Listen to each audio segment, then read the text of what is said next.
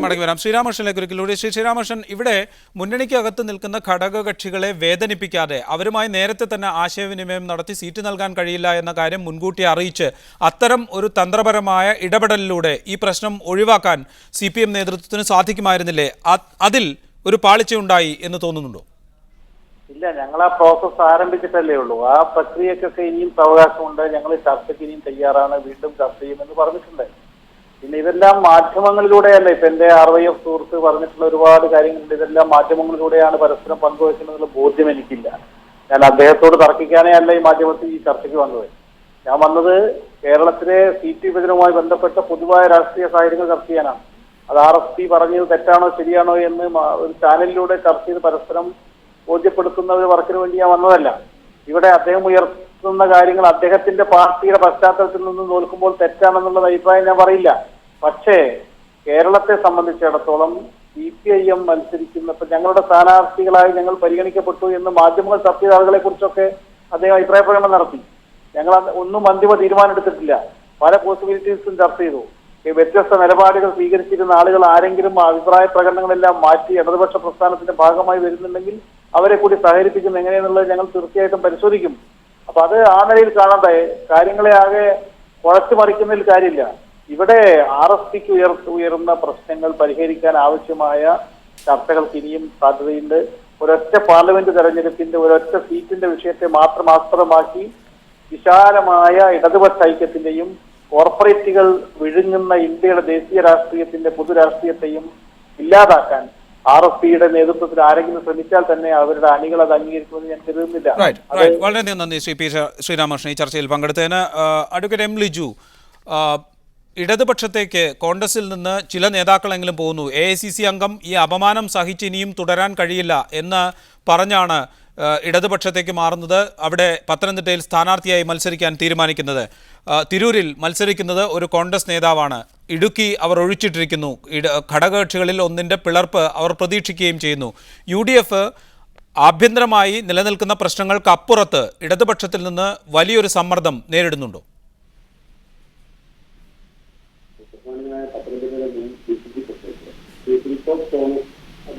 വളരെ വ്യക്തിപരമായ നല്ല ബന്ധങ്ങളാണ്. കോൺഗ്രസിന്റെ പത്തനംതിട്ട ജില്ലയിലെ പ്രമുഖനായ നേതാവായിരുന്നു. പക്ഷെ ഇന്ന് അദ്ദേഹം ഇടതുപക്ഷ മുന്നണിയുടെ സ്ഥാനാർത്ഥിയാകാൻ വേണ്ടി പറയുന്ന ന്യായങ്ങൾ ഒട്ടും അംഗീകരിക്കാൻ പറ്റുകയില്ല എന്നാണ് എന്റെ അഭിപ്രായം. അദ്ദേഹം കഴിഞ്ഞ നിയമസഭാ തെരഞ്ഞെടുപ്പ് മത്സരിക്കാവാണ്. അതിന് മുൻപ് 2 തവണ കോൺഗ്രസിനാകെ 3 തവണ നിയമസഭാ തെരഞ്ഞെടുപ്പ് മത്സരിച്ചു. 15 വർഷക്കാലം ജില്ലാ കോൺഗ്രസ് കമ്മിറ്റിയുടെ അധ്യക്ഷനായിരുന്നു. കേന്ദ്ര സംസ്ഥാന പ്ലാനിംഗ് ബോർഡ് മെമ്പറായിരുന്നു. ഇങ്ങനെ എല്ലാ തരത്തിലും പാർട്ടി അംഗീകരിച്ച ഒരു നേതാവ് ഒരു പ്രധാനപ്പെട്ട ലോക്സഭാ തെരഞ്ഞെടുപ്പിന്റെ തലേ ദിവസം ലോക്സഭാ തെരഞ്ഞെടുപ്പിന്റെ പ്രഖ്യാപനത്തിൽ തനിക്കുള്ള AICC അംഗത്വം രാജിവെച്ചതിന് ശേഷം പാർട്ടി അവഗണിച്ചു എന്ന് പറയുന്നതിന്റെ ലോജിക്ക് എനിക്ക് മനസ്സിലാകുന്നു.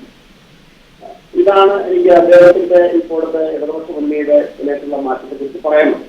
ഇത് അദ്ദേഹത്തെ കുറിച്ചുള്ള വ്യക്തിപരമായിട്ടാണ്. ഇടതുപക്ഷ മുന്നണിയെ സംബന്ധിച്ച് ഇതവരുടെ പാത്രത്വമാണ് നൽകിയത്. പത്തനംതിട്ട പോലെ CPM MLA-മാരുള്ള ഒരു നിയോജകമണ്ഡലത്തിൽ അവർക്ക് സ്ഥാനാർത്ഥിയില്ല. അവർക്ക് യോഗ്യരായ സ്ഥാനാർത്ഥിയില്ലാത്തവരോട് പ്രഖ്യാപിക്കുകയാണ്.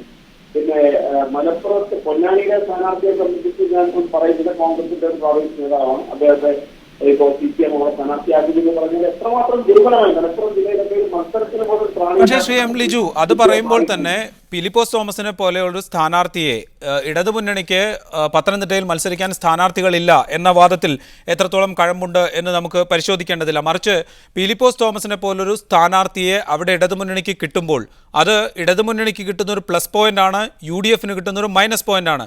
അതാണ് മാധ്യമപ്രവർത്തകനായ KJ ജേക്കബ് ചൂണ്ടിക്കാണിച്ചത്. അതിലൊരു വസ്തുതയില്ലേ?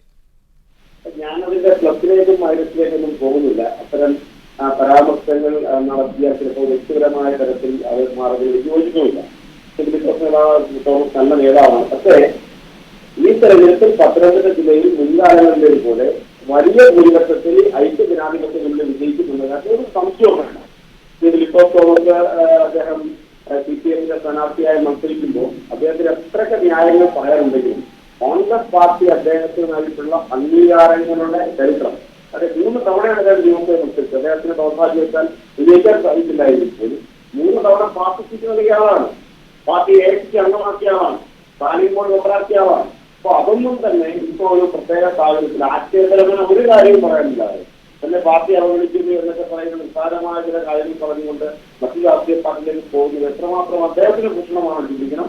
ഞാൻ വളരെ വ്യക്തമായി പറയാൻ ആഗ്രഹിക്കുന്നു, ഇത് വ്യക്തമാക്കുന്നത് CPM-ന്റെ അവിജയമാണ്.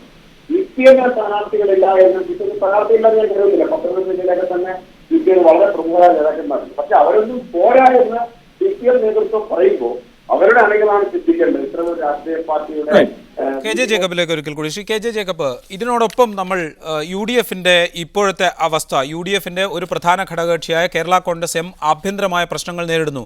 കസ്തൂരിരംഗൻ റിപ്പോർട്ടിനെ ചൊല്ലി അതിന്മേൽ ഉണ്ടാകേണ്ട വിജ്ഞാപനത്തെ ചൊല്ലി പാർട്ടി തന്നെ രണ്ട് ഭാഗങ്ങളായി നിൽക്കുന്നു. ഒരുപക്ഷം PJ ജോസഫിന്റെ നേതൃത്വത്തിലുള്ള വിഭാഗം ശക്തമായ നിലപാട് സ്വീകരിക്കുകയും ചെയ്യുന്നു.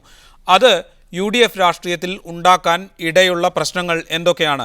KM മാണി പറയുന്നത് പോലെ പാർട്ടി ഒറ്റക്കെട്ടായി മുന്നോട്ടു പോകും എന്ന് അദ്ദേഹം അവകാശപ്പെടുന്നുണ്ട്. ആ അവകാശവാദത്തിൽ എത്രത്തോളം വിശ്വസിക്കാനാകും കേരള കോൺഗ്രസ് എമ്മിൻ്റെ പൂർവ്വകാല ചരിത്രം പരിഗണിക്കുമ്പോൾ? ഒപ്പം ഇത് കോൺഗ്രസിനെ UDF-നെ എത്രത്തോളം ബാധിക്കും? UDF-നെ ഇത് മോശകരമായി ബാധിക്കുന്ന കാര്യത്തിൽ യാതൊരു സംശയമില്ല. ഒരു 4-5 മണ്ഡലങ്ങളിലെങ്കിലും വളരെ ദോഷകരമായിട്ട് UDF-ന് ഈ കസ്തൂരിരംഗൻ റിപ്പോർട്ടുമായിട്ട് ബന്ധപ്പെട്ട് കർഷകരിലുള്ള ആശങ്ക ബാധിക്കുമെന്നുള്ള കാര്യത്തിൽ സംശയമില്ല. കേരള കോൺഗ്രസ് രാഷ്ട്രീയത്തിൽ പക്ഷേ കേരള കോൺഗ്രസ് രാഷ്ട്രീയം കറങ്ങുന്നത് മുഴുവൻ അധികാരത്തിന്റെ ചുറ്റിലുമാണ്. അപ്പൊ സാധാരണഗതിയിൽ അധികാരം വിട്ടുള്ള ഒരു നീക്കത്തിന് കേരള കോൺഗ്രസുകാർ തയ്യാറാവാൻ സാധ്യതയില്ല. പക്ഷെ ഈ കാര്യത്തിൽ ഇതിന്റെ അകത്തുള്ള കർഷക ജനതയുടെ വലിയൊരു വേവുണ്ട്. ആ വേവ് മുകളിലേക്ക് ഫീൽ ചെയ്ത് തുടങ്ങി എന്ന് വേണം വിചാരിക്കാൻ. അതായത് കർഷക പാർട്ടി എന്ന് ഇന്ന് KM മാണി വീണ്ടും വീണ്ടും പറയുന്നതിന്റെ അർത്ഥം ഇന്ന് അദ്ദേഹം പറയുന്നത് വളരെ ആത്മാർത്ഥമായിട്ടാണെന്നാണ് എനിക്ക് തോന്നുന്നത്. ഇത് നമ്മൾ ആ ഏരിയയിൽ കൂടി സഞ്ചരിച്ചാൽ അറിയാം. അവിടുത്തെ കൃഷിക്കാരെ സംബന്ധിച്ചിടത്തോളം അവർ ഇന്നലെ വരെ ജീവിച്ചതിൽ നിന്ന് വ്യത്യസ്തമായി നാളെ ജീവിക്കണം എന്നൊരവസ്ഥ വന്നു കഴിയുമ്പോൾ, അവരുടെ കാര്യങ്ങൾ ഏറ്റെടുക്കാൻ വേറെ ആരും ഇല്ല എന്നൊരവസ്ഥ വരുമ്പോൾ, അവർ തെരുവിലിറങ്ങേണ്ടി വരുമ്പോൾ ഉണ്ടാകുന്ന ഒരു പ്രശ്നം, അത് KM മാണിക്ക് ഫീൽ ചെയ്ത് തുടങ്ങിയിട്ടുണ്ട് എന്ന് വേണം മനസ്സിലാക്കാൻ. അതുകൊണ്ട് ഇക്കാര്യത്തിൽ ചിലപ്പോൾ ഒരു തീരുമാനം കേരള കോൺഗ്രസിന്റെ ഭാഗത്തു നിന്ന് മുന്നണി വിടാനുള്ള തീരുമാനം ഉണ്ടായില്ലെങ്കിൽ കൂടിയും ഒരു ശക്തമായ റിയാക്ഷൻ ഇക്കാര്യത്തിൽ ഉണ്ടാകാൻ സാധ്യതയുണ്ട്. അത് നേതാക്കന്മാർക്ക് ഭാഗത്തുനിന്ന് ഉണ്ടാകുന്ന ഒരു തീരുമാനമല്ല. അണികളിൽ നിന്നും നാട്ടുകാരിൽ നിന്നും അവർ ആരെ പ്രതിനിധീകരിക്കുമെന്ന് അവർ അവകാശപ്പെടുന്നു, അവരുടെ ഭാഗത്തു നിന്നുണ്ടാകുന്ന ഒരു പ്രഷറിന്റെ ഭാഗമായിട്ട് താഴെ നിന്ന് മുകളിലേക്ക് ഒരു പ്രഷർ വരാനും അതിന്റെ ഭാഗമായിട്ട് കേരള കോൺഗ്രസ് ചിലപ്പോൾ ചില തീരുമാനം എടുക്കാനും സാധ്യതയുണ്ട്. UDF-ന് ഈ കാര്യത്തിൽ ഈ ഒരു വിജ്ഞാപനം വരില്ല എന്നുള്ള കാര്യം വളരെ പ്ലെയിനായിട്ട് എല്ലാവർക്കും അറിയാവുന്നതാണ്. ഇനിയിപ്പോൾ അത് ഇലക്ഷൻ കമ്മീഷന്റെ മുമ്പിലേക്ക് പോയി അത് ഇലക്ഷൻ കമ്മീഷണർ പരിശോധിച്ച് ഒരു തീരുമാനം വരിക എന്ന് പറഞ്ഞ് അസംഭാവ്യമാണ്. അപ്പൊ അത് എനിക്ക് തോന്നുന്നു കേരളത്തിലെ മുഖ്യമന്ത്രി ആശ്വസിപ്പിക്കാൻ വേണ്ടി പറയുന്നതാണെന്നുള്ള കാര്യം എല്ലാവർക്കും അറിയാം. അപ്പൊ കേരള കോൺഗ്രസ് ഇപ്പോഴും അത് വിജ്ഞാപനം വരില്ല എന്നുള്ള കാര്യം KM മാണിയെ പോലെ നേതാവ് ശരിക്കറിയാവുന്നതാണ്. അപ്പൊ അങ്ങനെ ഒരു സാധ്യത ഇല്ലാത്തിടത്തോളം കാലം ഇന്നും അദ്ദേഹം പറയുമ്പോൾ ചിലപ്പോൾ എന്തെങ്കിലും ഒരു തീരുമാനം വന്നുകൂടായികയില്ല. റൈറ്റ്. Advocate M. ലിജു, അതിന് കേരള കോൺഗ്രസ് പ്രതീക്ഷിക്കുന്നത് പോലൊരു വിജ്ഞാപനം വരാതിരുന്നാൽ, തെരഞ്ഞെടുപ്പ് കമ്മീഷന്റെ മുമ്പിലാണ് ഇപ്പോൾ കാര്യങ്ങളുള്ളത്. മുഖ്യമന്ത്രി നേരത്തെ കൊടുത്ത ഉറപ്പ് ഓഫീസ് മെമ്മോറാണ്ടത്തിൽ കരട് വിജ്ഞാപനത്തെക്കുറിച്ച് പരാമർശിക്കുന്നുണ്ട്. അതുകൊണ്ട് തന്നെ തെരഞ്ഞെടുപ്പ് കമ്മീഷന്റെ ചട്ടങ്ങൾ, പെരുമാറ്റച്ചട്ടം ബാധകമാകില്ല എന്ന ഉറപ്പിന്റെ അടിസ്ഥാനത്തിൽ ആണ് കേരള കോൺഗ്രസ് എം ഇത്രയും നാൾ വിശ്വാസം അർപ്പിച്ചിരുന്നത്. പക്ഷേ ആ ഉറപ്പ് എത്രത്തോളം പാലിക്കപ്പെടും എന്ന് നമുക്കിപ്പോൾ പറയാൻ സാധിക്കില്ല. കേരള കോൺഗ്രസ് എമ്മിനകത്ത് ശക്തമായ പ്രതിസന്ധി നിലനിൽക്കുന്നു. ഇപ്പോൾ KJ ജേക്കബ് ചൂണ്ടിക്കാണിച്ചതുപോലെ തന്നെ അവർ പ്രതിനിധാനം ചെയ്യുന്നു എന്ന് പറയുന്ന ജനങ്ങൾക്കുള്ളിലുള്ള ആശങ്കയുടെ ആഴം ഇപ്പോൾ നേതാക്കളിൽ എത്തുകയും ചെയ്തിരിക്കുന്നു. അവരെടുക്കാനിടയുള്ള തീരുമാനം അത് UDF-നെ ബാധിക്കില്ലേ? അല്ലെങ്കിൽ ഇപ്പോൾ തന്നെ ബാധിച്ചു കഴിഞ്ഞിട്ടില്ലേ? കർഷക ജനതയുടെ പ്രാതിനിധ്യം കോൺഗ്രസും വളരെ ശക്തമായ കേരളത്തിലെ കർഷക ജനതയെ തൊഴിലാളികൾ രാഷ്ട്രീയ പാർട്ടിയാണ്. എനിക്ക് മനസ്സിലാക്കാൻ സാധിക്കുന്നത് ഇന്നലെ തന്നെ കരട് വിജ്ഞാപനം പരിസ്ഥിതി മന്ത്രാലയം പുറത്തിറക്കാൻ എല്ലാ നടപടികളും പൂർത്തീകരിക്കുന്നു. അത് തിരഞ്ഞെടുപ്പ് കമ്മീഷന്റെ ഒരു ഔപചാരികമായ അംഗീകാരത്തിനപ്പുറത്ത് ബാക്കി എല്ലാ തരത്തിലുള്ള നടപടികളും പൂർത്തിയായിട്ടുണ്ട്. ഞാൻ പ്രതീക്ഷിക്കുന്നത് ആ ഡ്രാഫ്റ്റിന്, ആ കരട് നോട്ടിഫിക്കേഷന് തെരഞ്ഞെടുപ്പ് കമ്മീഷന്റെ അംഗീകാരം കിട്ടുമെന്ന് തന്നെയാണ്. മുഖ്യമന്ത്രി നേരത്തെ പറഞ്ഞ കാര്യങ്ങളിൽ എന്താണ് മാറ്റം ഉണ്ടായിട്ടുള്ളത്? അദ്ദേഹം പറഞ്ഞു ഓഫീസ് മെമ്മോറാണ് പുറത്തിറക്കിയിരിക്കുന്ന ഓഫീസ് മെമ്മോറാണ്ടത്തിൽ കൃത്യമായി പറഞ്ഞിട്ടുണ്ട് ഇത് കരട് രേഖ പുറത്തിറങ്ങുന്നു. അതുകൊണ്ട് തന്നെ സംഭവിച്ചപ്പോൾ തെരഞ്ഞെടുപ്പ് കമ്മീഷൻ ഇത് ഇതുവരെ തള്ളിക്കളഞ്ഞിട്ടില്ല. തെരഞ്ഞെടുപ്പ് കമ്മീഷൻ ഇത് അംഗീകരിക്കുമെന്ന് തന്നെയാണ് നിലവിലുള്ള നിയമങ്ങളുടെ അടിസ്ഥാനത്തിൽ ഞങ്ങൾ ഉറപ്പിച്ചിരിക്കുന്നത്. ലിജു, കേരള കോൺഗ്രസ് എം UDF-നൊപ്പം ഉണ്ടാകും. UDF-ന് ഒരു പ്രശ്നവും ഉണ്ടാകില്ല. തെരഞ്ഞെടുപ്പ് സ്ഥാനാർത്ഥി നിർണയവും സീറ്റ് വിഭജനവും സുഗമമായി പൂർത്തിയാക്കുമെന്ന പ്രതീക്ഷ അല്ലെങ്കിൽ ആ വിശ്വാസം ലിജുവിനുണ്ട്. തീർച്ചയായും ഞാൻ ഉറപ്പിച്ചിരിക്കുന്നത് റൈറ്റ്. അവസാനമായി ബിജു ലക്ഷ്മികാന്തിലേക്ക്. ശ്രീ ബിജു ലക്ഷ്മികാന്തൻ, പി ശ്രീരാമകൃഷ്ണൻ പറഞ്ഞതുപോലെ വിശാലമായ ഇടതുപക്ഷ താല്പര്യം മുൻനിർത്തി കൊല്ലം സീറ്റ് എന്ന അവകാശവാദത്തിൽ നിന്ന് പിന്മാറാൻ RSP അവസാനം തയ്യാറാകുമോ, അതോ മത്സരം എന്ന തീരുമാനത്തിൽ ഉറച്ചു നിൽക്കുമോ?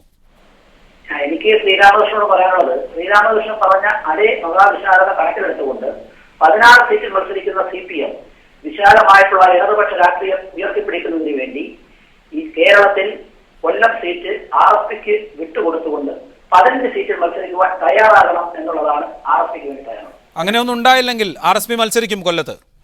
അങ്ങനെയൊന്നും ഉണ്ടായില്ലെങ്കിൽ നാളെ കൂടുന്ന പാർട്ടി സംസ്ഥാന സെക്രട്ടേറിയറ്റിന്റെ പ്രഖ്യാപിക്കുന്ന തീരുമാനത്തിന്റെ അടിസ്ഥാനത്തിൽ പാർട്ടി വളരെ ശക്തമായ തീരുമാനം എടുത്തുകൊണ്ട് പാർട്ടിയുടെ നേരത്തെ സൂചിപ്പിച്ചിട്ടുള്ള മാധ്യമ നേതാക്കൾ സൂചിപ്പിച്ച പോലെ പാർട്ടിയിലെ പാർട്ടി എന്നുള്ള നിലയിൽ ജനാധിപത്യപരമായി മത്സരിക്കാനുള്ള ഒരു രീതിയിലേക്ക് വളരെയധികം നന്ദി Shri Biju Lakshmikanthan, advocate M Liju, P Sreeramakrishnan, KJ Jacob. വളരെയധികം നന്ദി ചർച്ചയിൽ പങ്കെടുത്തു.